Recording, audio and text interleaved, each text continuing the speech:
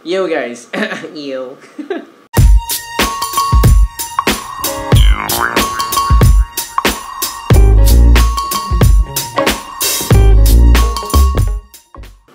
Yo guys, Hans here, and this is the Ocean Pack Waterproof Dry Bag. Magandang bag na to para sa mga gamit mo na hindi dapat mabasa. So dahil waterproof siya and of course portable, napakadali niyang gamitin. Simple lang ang paggamit ito guys.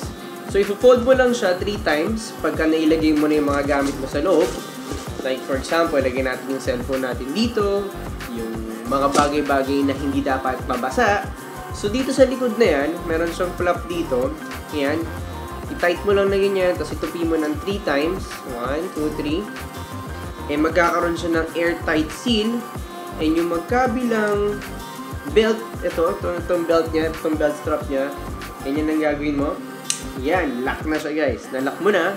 Ngayon mapapansin mo, airtight yung bag mo. So nagkaroon ng hangin sa loob.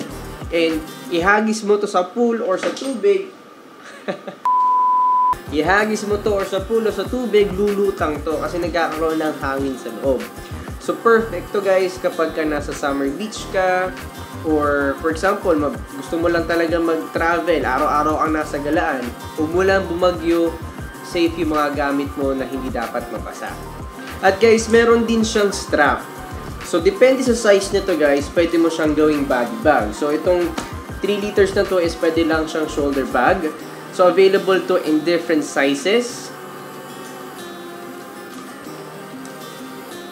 Meron tayong 3 liters, 5 liters, 10 liters, and yung ating 15 liters na pwede mong gawing backpack. Okay guys, so available to at Maricel Online Store. So check out their Facebook page kasi namimigay din sila ng free sticky pad. So napakaganda itong sticky pad na to kasi stick it anywhere, didikit siya. So go check out their Facebook page for more details about this. Again, my name is Hans Andres, and for more videos like this, subscribe ka lang. See you in the next one.